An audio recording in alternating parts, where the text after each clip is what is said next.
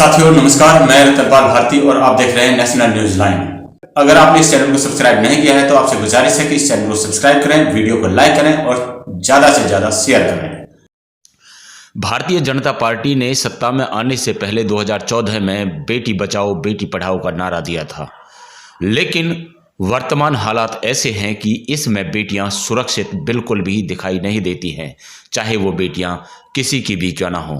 और जब बात आती है नरेंद्र मोदी जी की बेटी की, तो इस बात में कोई शंका नहीं है कि आज उनकी मुंह बोली बेटी भी इस दौर में सुरक्षित नहीं है। क्या बेटा, बहुत तुम गुस्सा आ गया, तुम्हें अपने आप पर गुस्सा क्यों करती हो? दिनेश, मैं पूरे परिवार को तुझे जानता हूँ, तुम्हें दिन रात नहीं देख सकता, वरना एकता करो, हफ्ते 10 दिन के बाद मम्मी बहनें सब मेरे बैठूंगा, बैठ देगा आधे घंटे। विनेश फोगाट एक पहलवान हैं और उन्होंने ओलंपिक्स में गोल्ड मेडल हासिल किया है, लेकिन इन्होंने ही बीजेपी के एक मंत्री जो उत्तर प्रदेश के सांसद हैं बृजभूषण शरण सिंह, उन पर गंभीर आरोप लगाए हैं। अब देखना यह है कि क्या मोदी जी अपनी बेटी की ही सुरक्षा कर पाते हैं या नहीं कर पाते हैं। विनेश फोगाट और उनके साथ देश भर के पहलवान दिल्ली के जंतर मंतर पर पिछले 2 दिनों से धरने पर बैठे हुए हैं।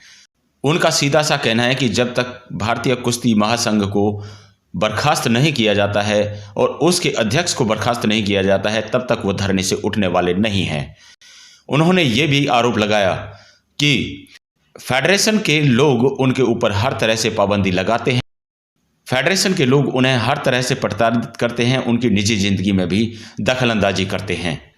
यह रवैया उनका किसी भी सूरत में बर्दाश्त नहीं किया जा सकता। देश भर के लोग इन पहलवानों के समर्थन में अपनी आवाज़ उठा रहे हैं। लोग लिख रहे हैं ट्विटर पर और फेसबुक पर। लोग किस तरह से अपनी प्रतिक्रिया इस मामले में दे रहे हैं, आइए जानते हैं। किसान आईटी सेल नाम के ट्विटर हैंडल से लिखा गया है कि पहले किसान सड़कों पर आए, वीर जवान सड़कों पर आए और अब पहलवान सड़कों पर हैं। सच में देश बदल रहा है। तो ये एक सवाल इन लोगों ने खड़ा किया है कि किस तरह से देश का विकास हो रहा है। क्या देश विकास की तरफ जा रहा है या गर्द की तरफ जा रहा है? इनका इशारा सीधा सीधा इसी तरफ है। प्रियदर्शन इस मामले में पूरी बीजेपी पर ही सवाल खड़ा कर देते हैं। वो लिखते हैं, तेजस्वी सूर्या विमान का इमरजेंसी गेट खोल देते हैं, ज्योतिरादित्य सिंधिया इसे चूक बताते हैं, बीजेपी सांसद बृजभूषण शरण सिंह पर यौन शोषण का आरोप लगता है, हरियाणा के मंत्री संदीप सिंह पर भी, मगर कोई कानूनी कार्रवाई नहीं, इनसे जवाब मांगा जा रहा है। यह अपराधियों का संयुक्त परिवार है। तो जिस तरह से बीजेपी के सदस्यों पर संगीन आरोप लगते रहे हैं, ये वाकई सोचने वाली बात है।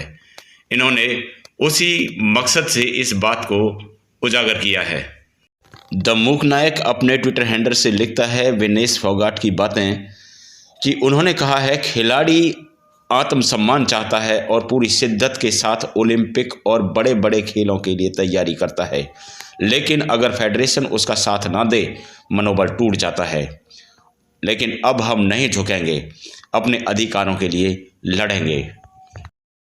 प्रकाश राज जो एक अभिनेता हैं, वो लिखते हैं, पहलवान रोते नहीं लड़ते हैं, उठो और लड़ो, पूरा देश तुम्हारे साथ है। महक यादव लिखती हैं, मोदी जी जिस रेसलर विनेश फोगाट को अपनी बेटी बताते थे, उसी बेटी का उनके सांसद बृजभूषण सिंह सालों तक यौन शोषण करते रहे। क्या मोदी जी इस बेटी को न्याय दिला पाएंगे? महक यादव ने सीधा सवाल मोदी जी से किया है कि आपने कभी इस रेसलर को अपनी बेटी माना था, लेकिन आज उनके साथ जो अन्याय हुआ है उसमें आपकी चुप्पी बरकरार रहती है या उसे न्याय दिलाने के लिए आप कुछ करते हैं? महाराष्ट्र के नागपुर में धीरेंद्र शास्त्री के पाखंड की पोल खुल गई। इसके बाद यह नया पाखंड लेकर के आया है। आइए देखते हैं अब ये क्या नया पाखंड लेकर आया है।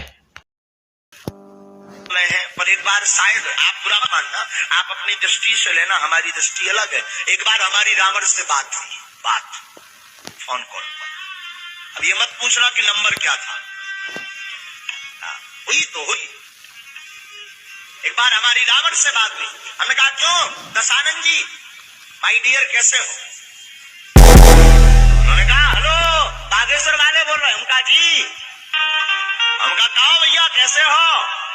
हमने बुंदेली में बात करी, रावण ने भी हमसे बुंदेली में बात की। हम तो ठीक है भैया, हद तो जा हो गई कि साउंड में फटर फटर हो गो। हमने कहा भाई साहब दसई मोह से बोल रहे का? इस आदमी की बातें आपने सुनी। कभी भी आप इस बात पर भरोसा कर सकते हैं कि जिस व्यक्ति का अंत काफ़ी समय हमारे धार्मिक ग्रंथों के अनुसार हो चुका है, क्या वह फिर से आकर के इस व्यक्ति को कॉल करेगा? अगर कॉल किया है तो ये नंबर सार्वजनिक क्यों नहीं करता? इसकी इन्हीं करतूतों के कारण लोग इन्हें ढोंगी कहते हैं और अपनी इन्हीं करतूतों के कारण ये शख्स नागपुर से बेइज्जत होकर के लौटा। इसके बारे में भी सोशल मीडिया पर काफ़ी सारी बातें लिखी जा रही हैं। फातिमा खान कहती हैं, सुना है सच का सामना करने से पहले ये नफरती ढोंगी बाबा कहीं भाग गया डर से। कब तक भोले भाले लोगों को फंसाओगे? इसके साथ साथ और भी बातें सोशल मीडिया पर शेयर हो रही हैं। इनके बारे में समरराज लिखते हैं, बागेश्वर धाम के बाबा धीरेन्द्र शास्त्री की खुली पोल, नागपुर से रामकथा छोड़कर भागे। शिकायतकर्ता बोले ढोंगी पाखंडी नहीं है तो भागा क्यों? नागपुर में लोगों ने जब इनके ढोंग पर सवाल उठाया, इनसे सवाल जवाब किया तो ये कथा को ही बीच में छोड़कर भाग गए। इससे साबित होता है कि ये सिर्फ और सिर्फ लोगों को बुद्धू बनाता है, सीधे साधे लोगों को ठगता है। अभी तक अगर आपने इस चैनल को सब्सक्राइब नहीं किया है तो आपसे गुजारिश है कि इस चैनल को सब्सक्राइब करें, वीडियो को लाइक करें और ज़्यादा से ज़्यादा शेयर करें।